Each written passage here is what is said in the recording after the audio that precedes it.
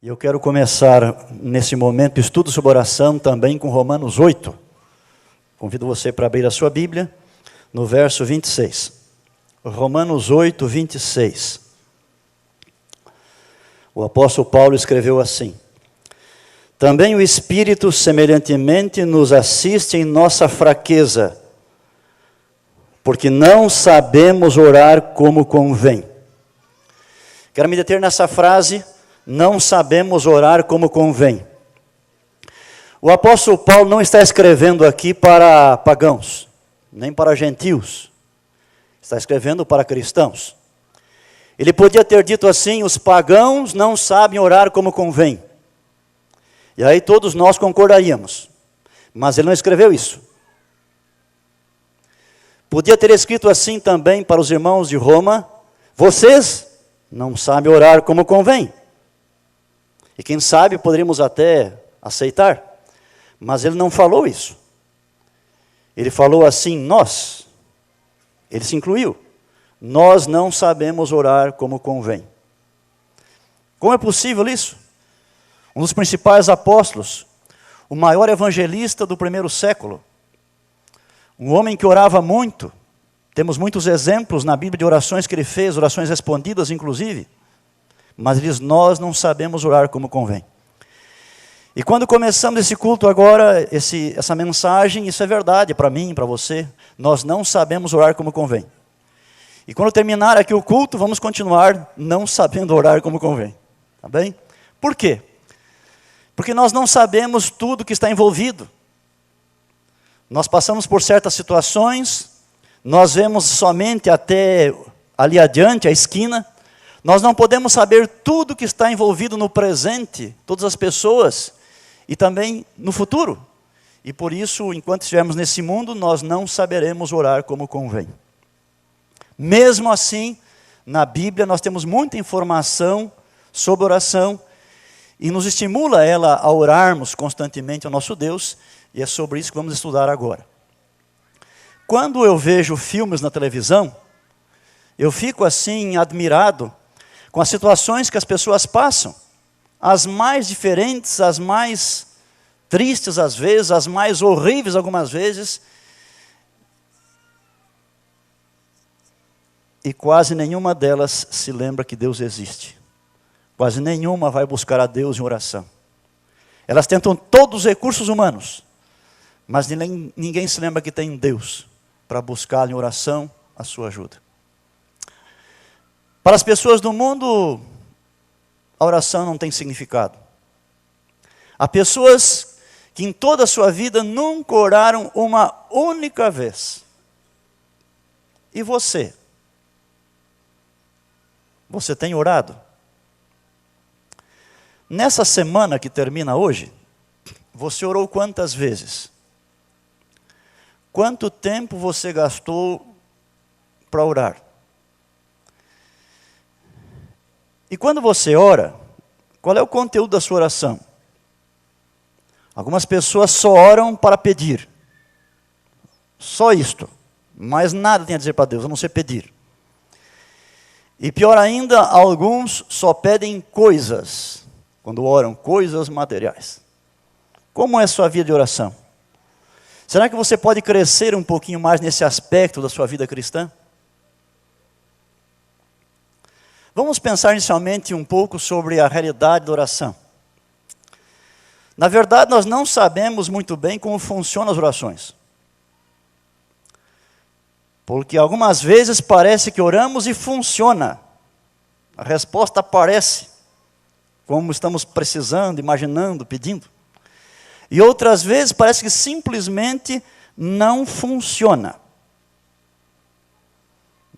Parece que não recebemos o que nós pedimos, o que estamos precisando. Então, na verdade, nós não sabemos realmente como funciona muito bem a oração. Observe um exemplo. Atos capítulo 12.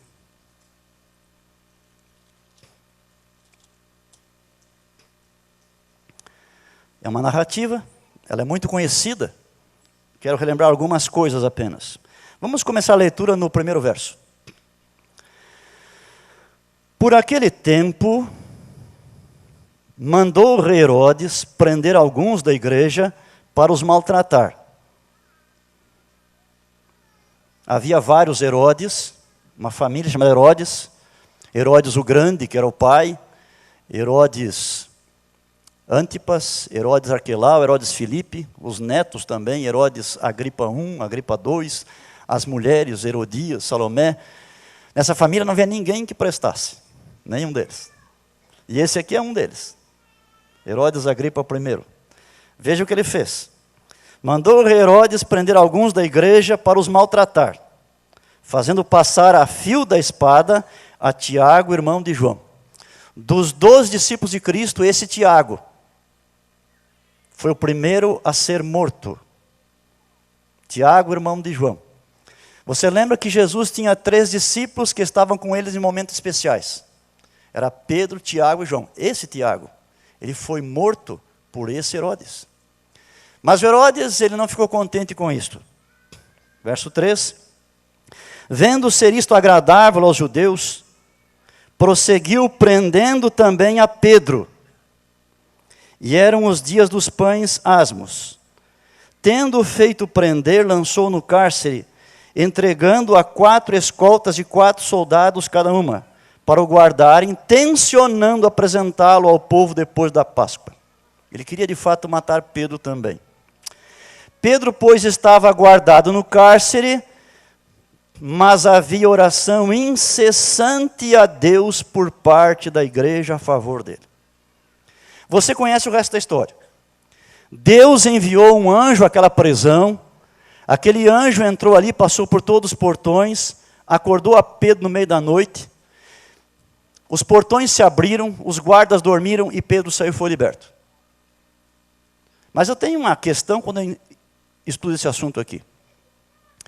Claramente Deus enviou o seu anjo e libertou Pedro. A igreja estava orando por Pedro e a resposta foi a libertação. Agora a minha pergunta é a seguinte. E dias antes, quando Tiago foi preso, Deus não soltou Tiago. Deus permitiu que ele fosse morto. Será que a igreja estava orando também? Ou não? Porventura, Tiago era menos importante que Pedro? Não. Possivelmente a igreja orou também, mas nesse caso, Deus não atendeu como eles esperavam ou pediam.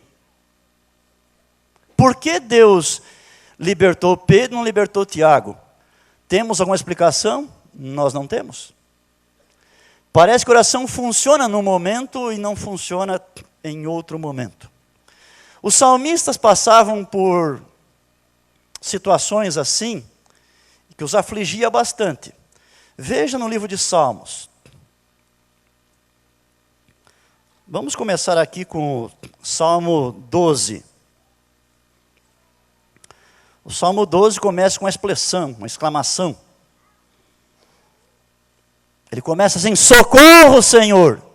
Veja. O salmista está num momento de aflição e ele já começa assim clamando por socorro.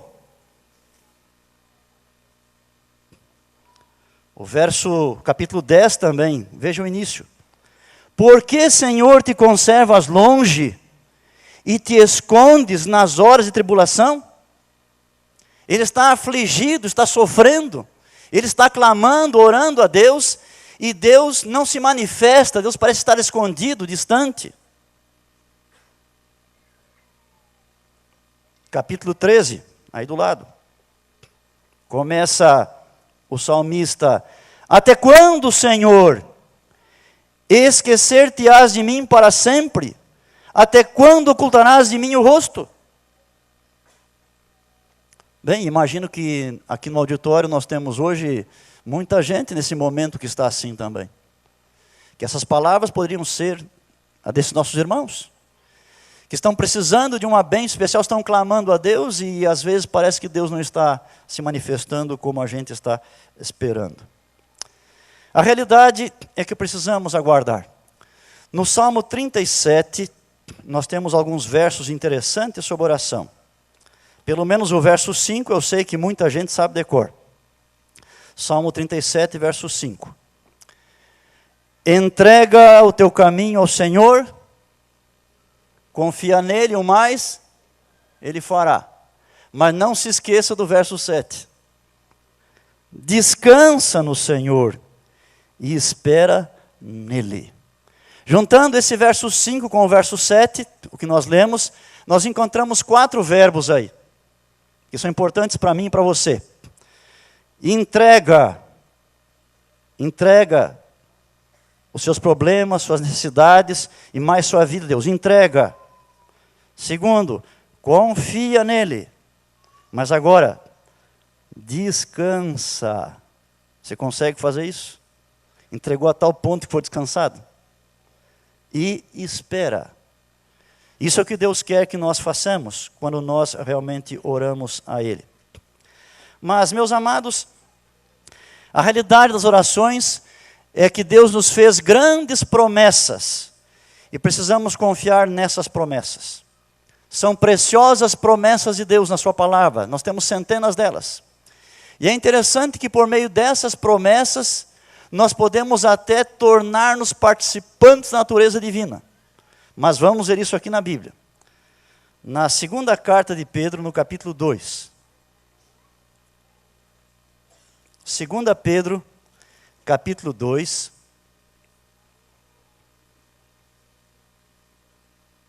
Capítulo 1, desculpem. 2 Pedro 1, verso 4.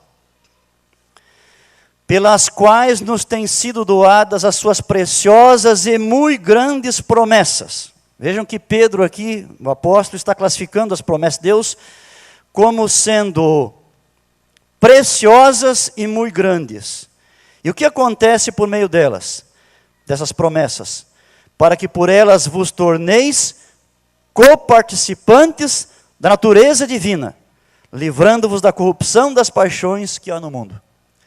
Quando nós nos detemos diante das promessas de Deus, quando nós procuramos buscar a Deus de oração, confiando nessas promessas, Deus age de tal modo em nossa vida, que nós vamos tornando participantes da sua própria natureza. E eu leio agora algumas das muitas promessas que encontramos na palavra de Deus. Vamos voltar aqui ao livro de Salmos. Salmo 145.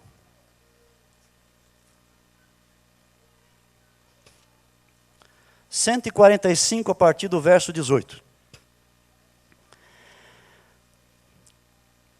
A primeira promessa é que Deus está perto de nós quando nós o invocamos. Então o Salmo diz, 145, 18, perto está o Senhor de todos os que o invocam, de todos que o invocam em verdade.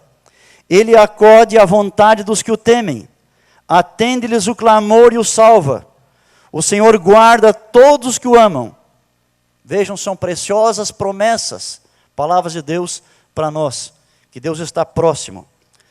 Um outro salmo que é o 65. 65, versículos 2 e 3.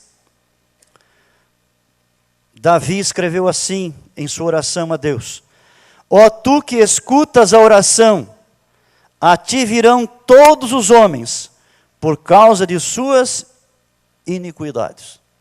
Uma das razões pelas quais nós devemos orar a Deus é por causa dos nossos pecados. Deus é o único que pode perdoá-los. Deus não deu a nenhuma pessoa nessa terra autoridade para perdoar pecados. Somente Ele pode perdoar. E por isso, quando nós o buscamos, podemos confiar de que Ele vai perdoar os pecados, se nós realmente os confessarmos a Ele. O Salmo 46, verso 1, é um dos textos mais amados também pelos cristãos. O salmista exclamou: Deus é o nosso refúgio e fortaleza, socorro bem presente nas tribulações. Se você precisar de refúgio, de cuidado, você tem uma promessa aqui de Deus esperando por você. Uma outra realidade da oração está no capítulo 37 do Salmo, no verso 8.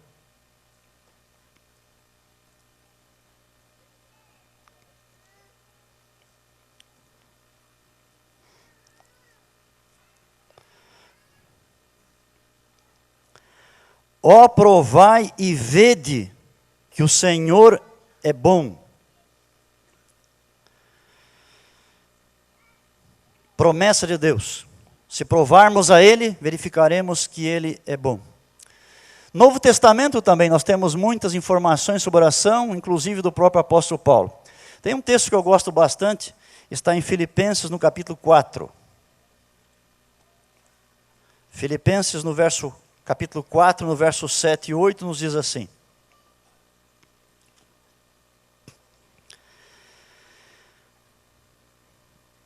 Versos 6 e 7. Não andeis ansiosos de coisa alguma. Em tudo, porém, sejam conhecidas diante de Deus as vossas petições, pela oração e pela súplica, com ações de graças. E a paz de Deus, que excede todo entendimento, guardará o vosso coração e a vossa mente em Cristo Jesus. Aqui está nos orientando que quando temos uma dificuldade na vida, um problema, uma questão que nos perturba, em lugar de ficar ansioso, nós devemos de orar. Devemos ir a Deus e apresentar a Ele o caso, confiando na sua bênção. Se nós fizermos assim, o resultado vai termos a preciosa paz de Deus em nosso coração e também em nossa mente. Faz alguns anos, no dia seguinte ao Natal de 2004, houve um grande tsunami no Oceano Índico. Essa onda gigantesca atingiu a 13 países do continente africano e do continente também onde está a Índia, continente asiático. Esse tsunami matou, naquele dia, 235 mil pessoas. Mas um casal de brasileiros estava naquela região, de férias, a passeio, em um lugar turístico muito bonito, na região da Tailândia, e naquele momento estavam mergulhando.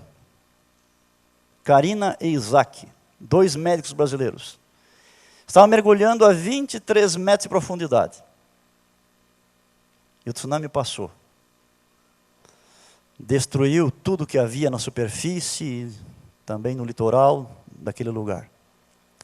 Eles estavam lá embaixo. Sentiram um pouco de movimentação de água, mas nada muito sério.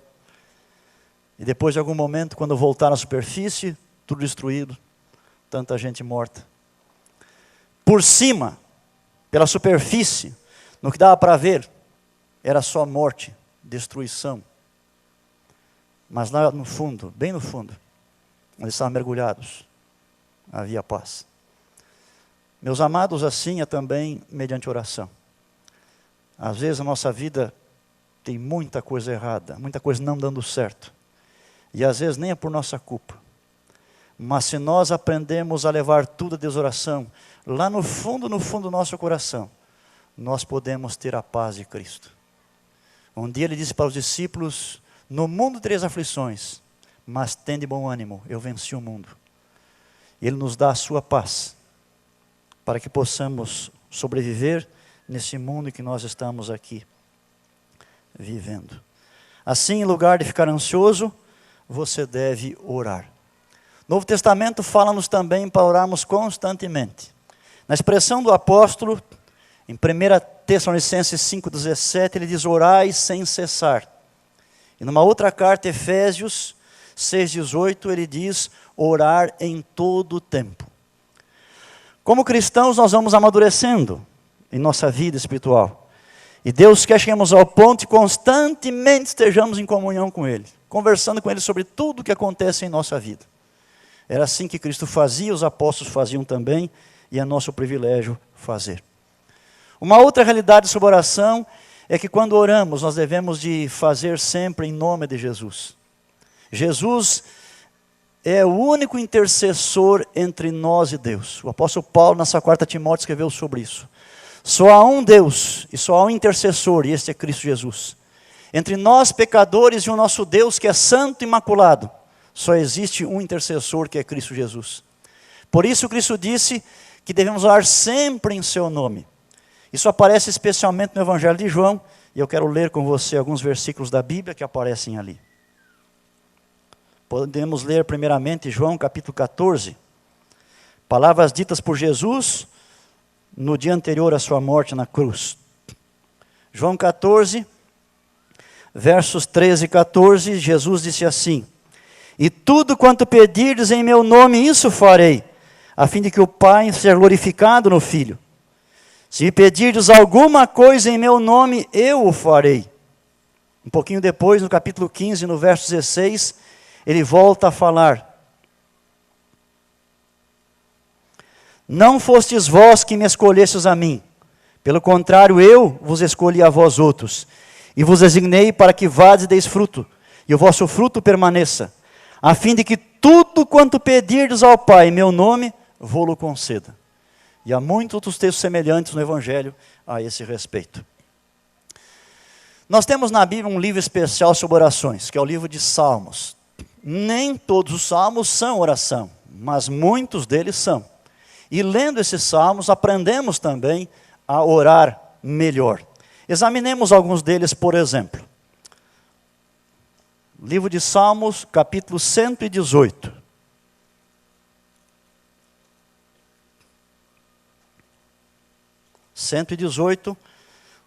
Versos 28 e 29. Veja o que o salmista diz para Deus. Essa oração é uma oração de gratidão a Deus. Tu és o meu Deus, render-te-ei graças.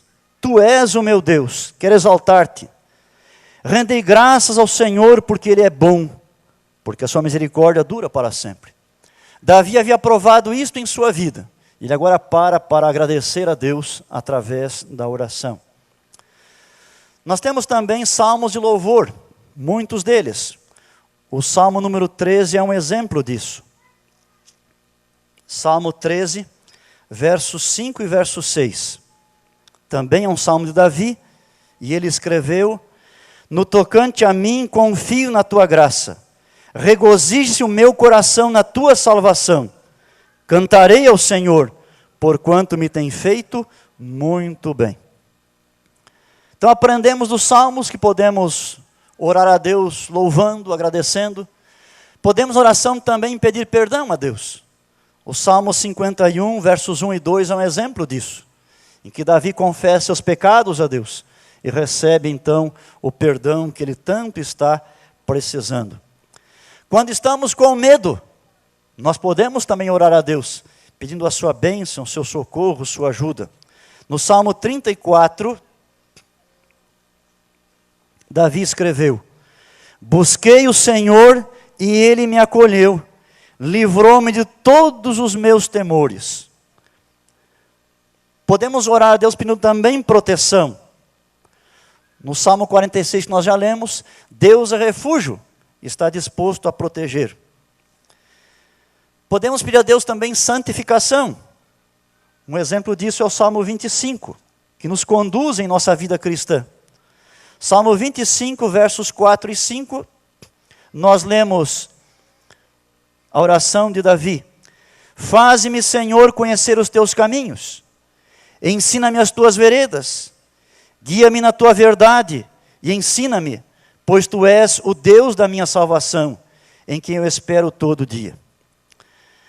Além dos salmos, nós temos muitas outras orações na Bíblia. Nós temos, por exemplo, a oração de Jó, e como Deus finalmente respondeu a sua prece. Nós temos a oração de Ana. Ela disse: Senhor, quero ter um filho. Era estéril, e Deus atendeu. Nós temos a oração de Davi, quando pediu que Deus poupasse o primeiro filho de Batseba. Essa oração não foi respondida como ele esperava que fosse, mas ali está na palavra de Deus. Nós temos também as orações de Jesus.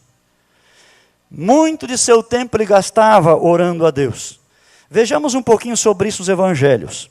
Podemos começar com Marcos, no capítulo 1. As orações de Jesus. Em Marcos 1, no versículo 35, o registro sagrado diz assim sobre Cristo: tendo-se levantado alta madrugada, saiu, foi para um lugar deserto, e ali orava. Pouco depois, no capítulo 6, no verso 46, falando sobre Cristo. Diz, e tendo-os despedido, subiu ao monte para orar. E há muitos outros textos semelhantes a estes. Mas temos também na Bíblia algumas orações de Jesus, que foram registradas para proveito nosso. A mais conhecida, a mais importante, é a oração do Pai Nosso, que está em Mateus no capítulo 6, a partir do verso 9. Nessa oração aprendemos algumas coisas de como podemos orar.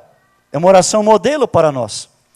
E a primeira informação é que nós podemos aproximar-nos de Deus e podemos chamá-lo de Pai. Deus é nosso Pai. Deus é responsável por nossa vida. Deus está cuidando de nós, suprindo o que precisamos. Você pode confiar que Deus, Ele é seu Pai. Ele ama você e quer o melhor para você. Mas nessa oração aprendemos também que precisamos respeitar a Deus. Santificado seja o teu nome. Respeitar quem Deus é. Devemos orar pela vinda do seu reino. O reino de Deus veio a primeira vez a este mundo por meio de Cristo Jesus, o reino da graça. Mas aguardamos o reino da glória. E todo dia podemos orar, Senhor, manda-nos o teu reino, o reino glorioso, a segunda vinda de Jesus, para pôr um fim a este mundo de pecado. Por meio da oração também submetemos a Deus. Na oração nós oramos, seja feita a tua vontade. Bem, meus amados, certo aspecto, essa oração mais terrível que há. Você dizer para Deus, seja feita a tua vontade. Pode ser a oração mais terrível da vida, seja feita a tua vontade. Especialmente quando percebemos que a vontade dele não é a nossa. Nós queremos uma coisa e ele quer outra. Mas orar, seja feita a tua vontade.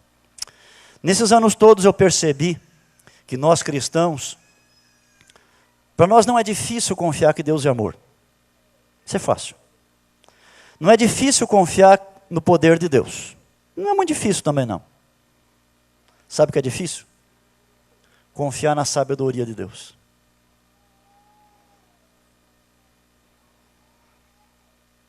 Quando oramos a Deus, nós queremos que Ele faça do nosso jeito. Que nós sabemos como deve ser feito. Nós já temos em mente o que Deus deve fazer exatamente, é desse jeito. E nós pedimos que seja assim. E quando Deus não faz assim quando queremos, nós ficamos decepcionados. Até alguém escreveu um livro, e o título foi Decepcionado com Deus. Você já ficou decepcionado com Deus alguma vez na sua vida? Será que você consegue confiar não só no poder, no amor dele, mas também na sabedoria? Que ele sabe o que faz. E que ele ama tanto você, que aquilo que ele está decidindo, embora não seja aparentemente bom para você agora, vai ser bom de algum modo. Você consegue confiar nessa sabedoria? Nessa oração do Pai Nosso, nós também aprendemos a pedir perdão a Deus. E precisamos, porque nós somos pecadores. Há pessoas que nunca pediram a Deus perdão por nenhum pecado. Nunca foram perdoados nenhuma vez. Estão todos lá, desde que nasceram. Mas Deus diz, posso perdoar e quero perdoar todos. Venha a mim, confesse a mim seus pecados. Creia, eu vou perdoar você. Na oração aprendemos também a pedir que Deus supra as nossas necessidades. Nós oramos o pão nosso de cada dia, dá-nos hoje. Que nós precisamos. Deus está pronto a suprir. Na oração também pedimos livramento da tentação e do mal. E Deus está disposto a preservar-nos nos seus caminhos. Uma outra oração de Jesus também, registrada no Evangelho, é a oração que ele fez no Getsemane, poucas horas antes da cruz. Você conhece a oração? Essa oração não foi atendida. Ele havia vindo a este mundo, havia vivido 33 anos e meio de uma vida impoluta, sem pecado. Havia feito tudo o que ele planejou fazer para nos salvar. Faltava só mais uma coisa. Só faltava a cruz. E era jovem, estava com 33 anos, queria viver.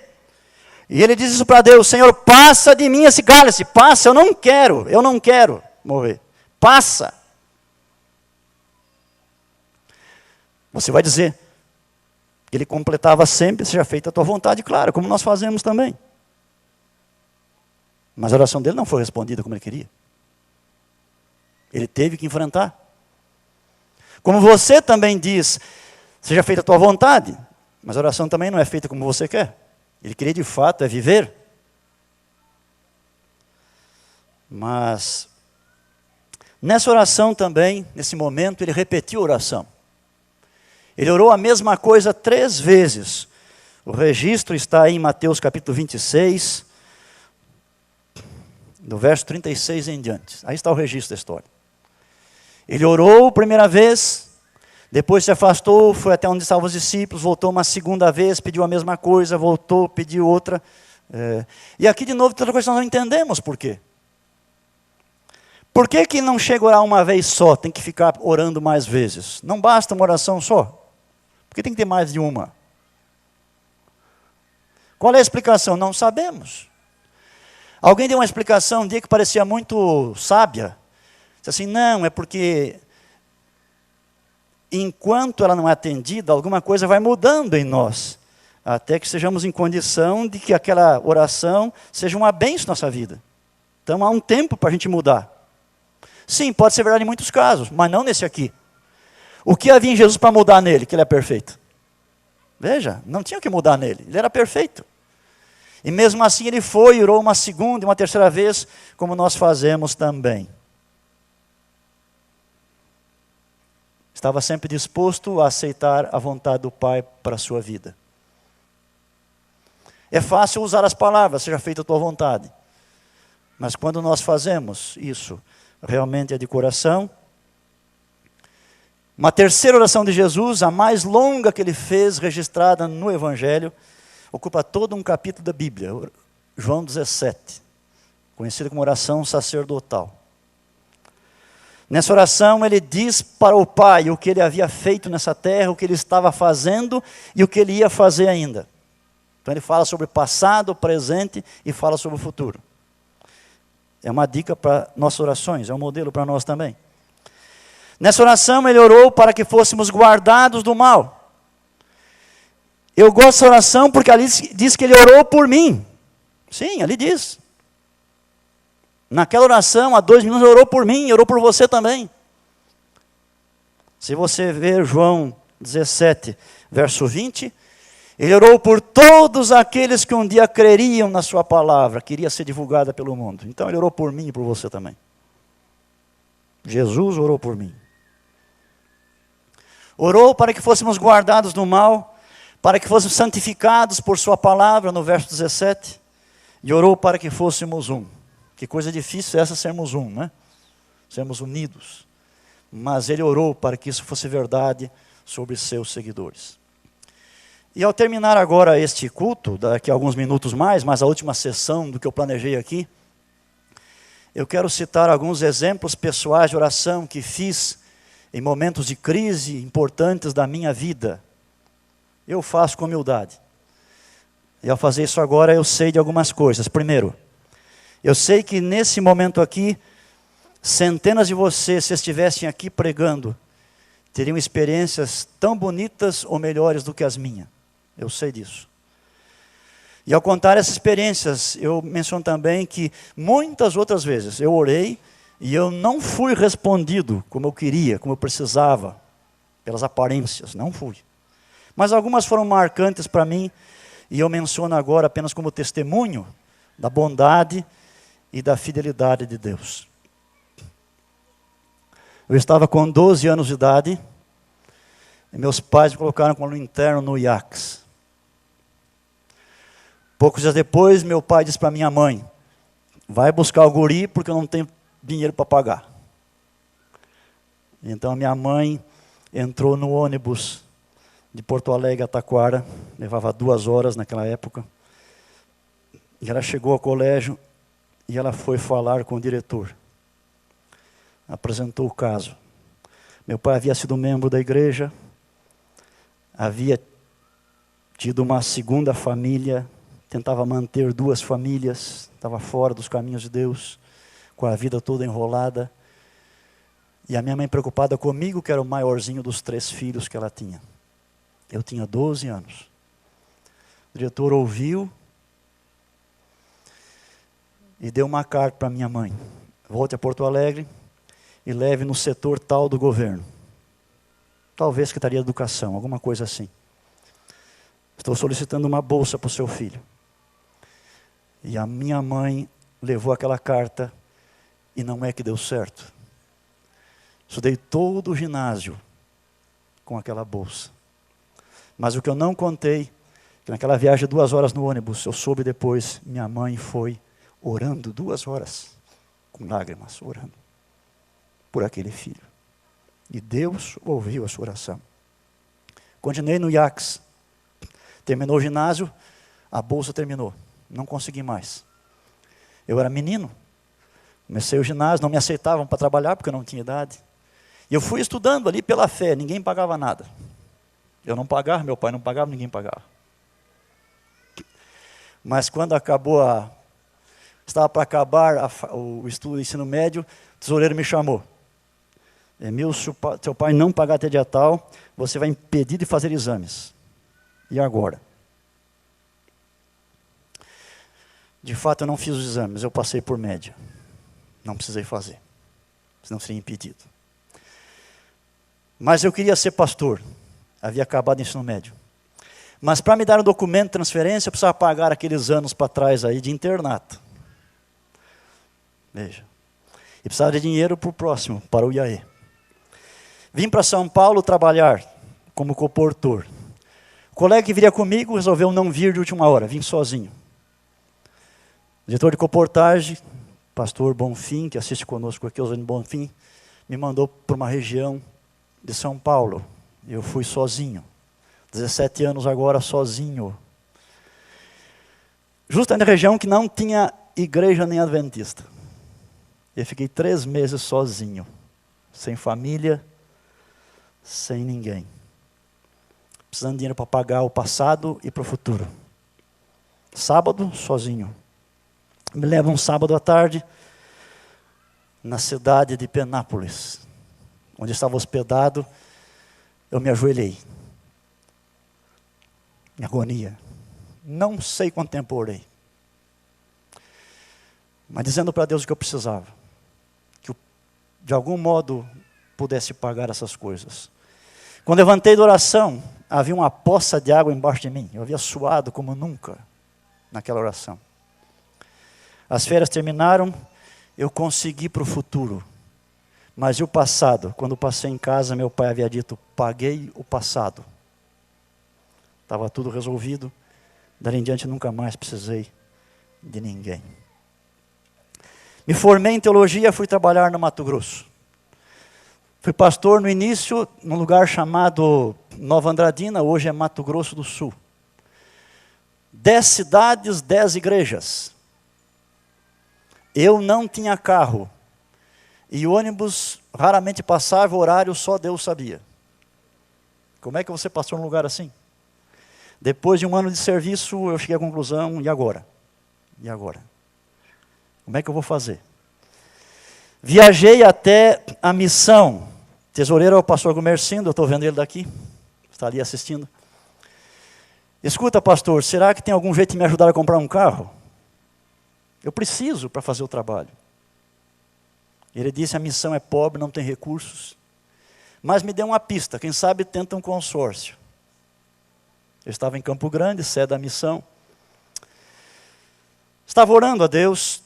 Pela manhã, eu havia passado a noite no hotel, levantei de manhã, eu orei a Deus. Me ajuda, Senhor Deus. Preciso. Fiz a minha meditação como sempre fazia.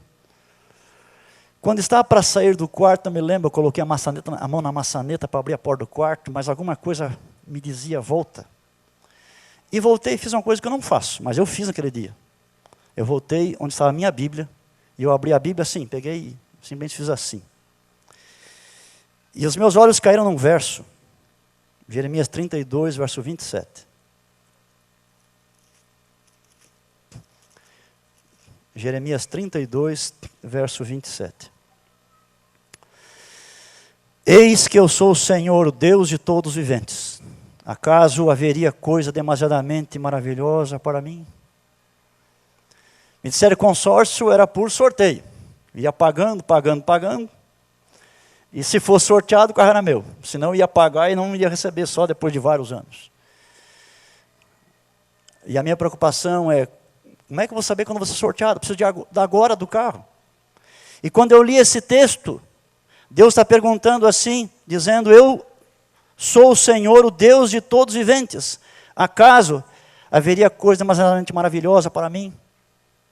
Opa, Deus pode interferir no sorteio? Deus pode.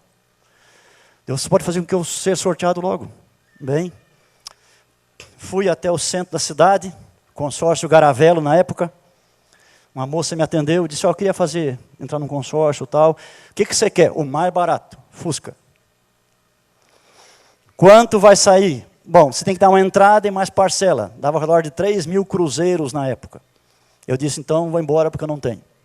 Calma, tem um consórcio em outra cidade, Dourados, que com mais tempo, com 60 meses. Esse aqui é 36, com 60 meses, você paga menos por mês, aí talvez dê certo. Vou ligar para lá ver se tem um lugar ainda. Ligou, tem vaga. Quanto que dá? Dava uns 2.000. Aí isso eu tenho. Pode fazer. Voltei para casa, disse para minha esposa, entrei no consórcio. A mulher me explicou, olha, o teu número é 65. Primeiro sorteio daqui 6 dias. Eu fiz o contrato em 16 de março de 78. O sorteio era dia 22, 6 dias depois. Disse para ela, vamos orar. Vamos orar. No dia do sorteio passou alguém em casa, um amigo, que conhecia de loteria, e disse, olha, isso é feito no Rio de Janeiro às 6 da tarde. É às 6 da tarde que eles escolhem. Eu pensei, bom, aqui é 1 hora a menos, então aqui é às 5 horas. Quando foi 20 para 5, entrei no meu aposento e fechei. Me curvei e orei. Reclamei tudo que era promessa que tinha direito. Ó, provai e vede que o Senhor é bom. Também Malaquias. Malaquias 3, na época, eu dava 2 dízimos para Deus. Havia aprendido com um colega, como estudante eu dei 2 dízimos, depois no início eu dava 2 dízimos também. Malaquias 3 diz, abri as janelas do céu. E eu orei a Deus, Senhor Deus, eu preciso de um carro, e é para o teu trabalho. Então o Senhor vá lá, coloque a mão, que seja sorteado. Fiquei orando, orando, até depois que passou o horário. Mas naquelas cidades todas não havia televisão, nenhuma cidade. E rádio só pegava à noite. Porque à noite fica mais frio, as ondas sonoras se dispersam. E aí eu peguei um radinho que eu tinha e tentei sintonizar e tal, e foi escurecendo e daqui a pouco eu peguei uma rádio da minha cidade, Porto Alegre, veja, longe. Era Guaíba ou Gaúcho, uma das duas aí. E quando eu liguei, dizia exatamente assim, e atenção para o resultado da extração da Loteria Federal desse dia 22 de março de 1978. E começou 5º prêmio, 4º, 3º, 2º, 1º. Primeiro prêmio, 20.465. Meu número era 65. E ela tinha me dito, se o número final for 65 é teu. E meus amados, era o meu número. Eu dei um grito, a minha esposa veio correndo, o que está acontecendo? Eu disse, ganhei o carro. Ganhou nada, como é que você sabe? Ganhei. Ele disse assim no rádio, vamos repetir. Eu disse, presta atenção aí. E repeti, e o carro realmente era meu. Meus amados, eu tenho aqui uma relação de histórias para contar. E outras coisas mais, mas eu sei que eu não tenho tempo. Então vamos terminar. A resposta de Deus para nós, algumas vezes, é extraordinária, é uma surpresa agradável, é além da expectativa. Em Efésios 3:20, Paulo diz que Deus faz por nós além do que pedimos ou imaginamos. E eu termino, o último texto que eu quero ler, é Hebreus capítulo 4. Hebreus 4. Verso 15 e 16. Está falando sobre Jesus, diz o verso 14. O verso 15 diz, porque não temos sumo sacerdote que não possa compadecer-se das nossas fraquezas. Antes foi ele tentado em todas as coisas a nossa semelhança, mas sem pecado.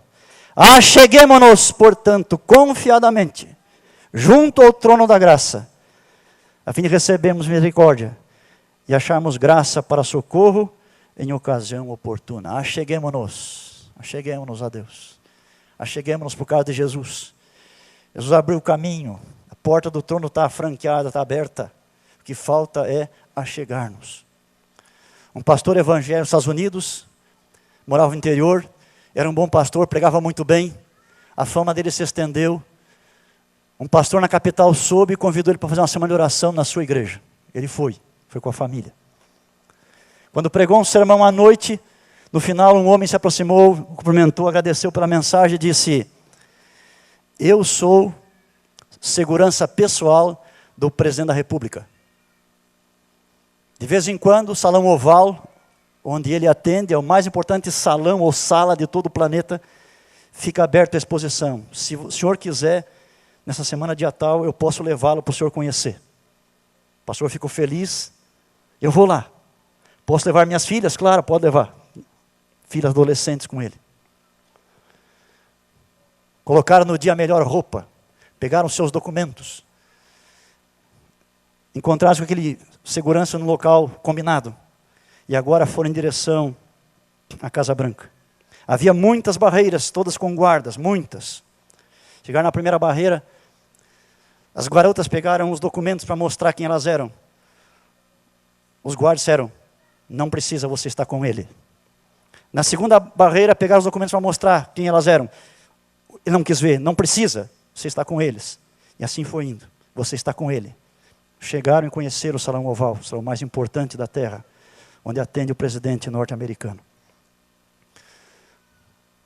O salão mais importante do universo não é o Salão Oval, é onde está o trono de Deus, é ali.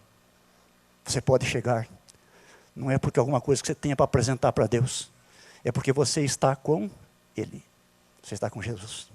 Se você está com Jesus, você tem acesso agora, hoje à tarde, quando você quiser. Você tem acesso. Que 2015 seja o melhor ano de oração da sua vida até agora. Escolha um tempo cada dia para orar. Escolha um tempo, faça um plano. Converse com Deus. Abra seu coração a Ele. E você vai ser ricamente abençoado. Amém.